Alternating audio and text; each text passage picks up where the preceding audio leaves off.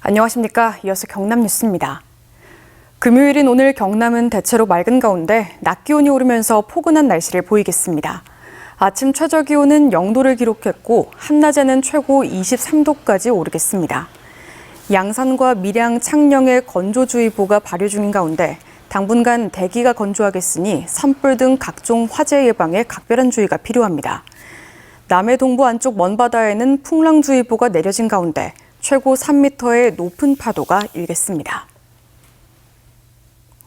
어제 오후 2시 45분쯤 사천시 곤맹면의 한 야산에서 발생한 산불은 저녁 9시쯤 완전히 꺼졌습니다. 사천시와 소방당국은 낮에 발생한 산불이 저녁까지 계속되자 산불 재난특수진화대와 공중진화대 등을 투입해 야간 산불 진화 단계에 돌입했으며 저녁 9시쯤 전후로 주불을 잡은 뒤 밤새 뒷불 감시 작업을 벌였습니다. 소방당국은 이번 산불로 인명피해는 없으나 주변 사찰 한 곳이 전수됐고 산림도 33헥타르 이상이 소실된 것으로 보고 정확한 화재 원인을 조사 중입니다.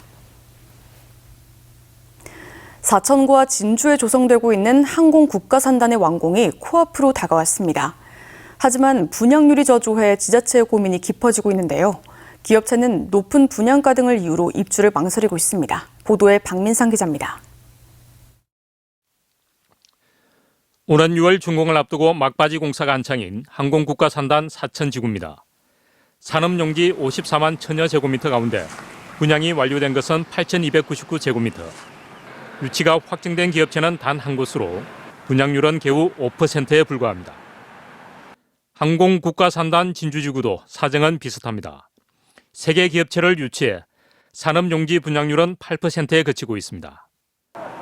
저조한 분양률은 높은 분양가와 항공업계의 전반적인 경기 불황이 원인으로 지적되고 있습니다. 사천지구의 분양 원가는 사천시가 제공하는 인센티브 적용 시 3.3제곱미터당 120만 원대입니다. 산단 준공 시점에 확정 분양 가격이 재산정되긴 하지만 인근 사천 종포 일반 산단의 67만 원보다 2배 정도 비쌉니다. 업체에서는 분양가가 생각보다 높다라는 말을 많이 하고 실제로 투자 유치를 하기 위해서 계약까지는 아직까지는 조금 힘든 경우도 한번 발생을 하고 있습니다. 진주지구 역시 지난해 분양이 완료된 인근 진주뿌리 산단보다 3.3제곱미터당 50만 원이나 비쌉니다. 게다가 코로나 팬데믹을 근근히 견딘 항공업체의 바닥난 투자 여력도 분양에 영향을 주고 있습니다. 지금은 다시 생산량이 올라가고 있는데 그러면 이제 설비랑 토지 이런 투자를 해야 되는데 투자할 여력이 안 되는 거예요. 토지 금액이 너무 비싸요. 사업 시행사인 LH는 물론 사천시와 진주시 모두 분양률 제고에 고민이 깊어질 수밖에 없습니다. 입주 의향 기업들은 지속적으로 문의는 오시거든요. 이렇게 시하고 같이 협의를 하는 부분이고, 원가를 뭔가 낮추려고 하면 재정적인 지원이라든지 그런 게 없으면. 다만 사천지구 우주항공청사 입주와 진주지구 우주환경시험시설 구축 사업 등은 앞으로의 분양에 긍정적인 영향을 끼칠 전망입니다. MBC 뉴스 박민상입니다. 경상남도가 도내 산업계 인력난을 해소하기 위해 산업인력 지원 종합계획을 추진합니다. 도는 2030년까지 산업인력 충원율 90% 이상을 목표로 1조 7천억 원을 투입해 맞춤형 인력 양성과 외국 인력 도입 확대, 지속가능한 일자리 환경 조성 등 3대 분야 9개 핵심 과제를 추진합니다. 더불어민주당 김해시 의원단은 어제 기자회견을 열고 불법 탄핵 각하 촉구 결의안을 채택한 국민의힘 시의원들은 시민들에게 사과하라고 촉구했습니다.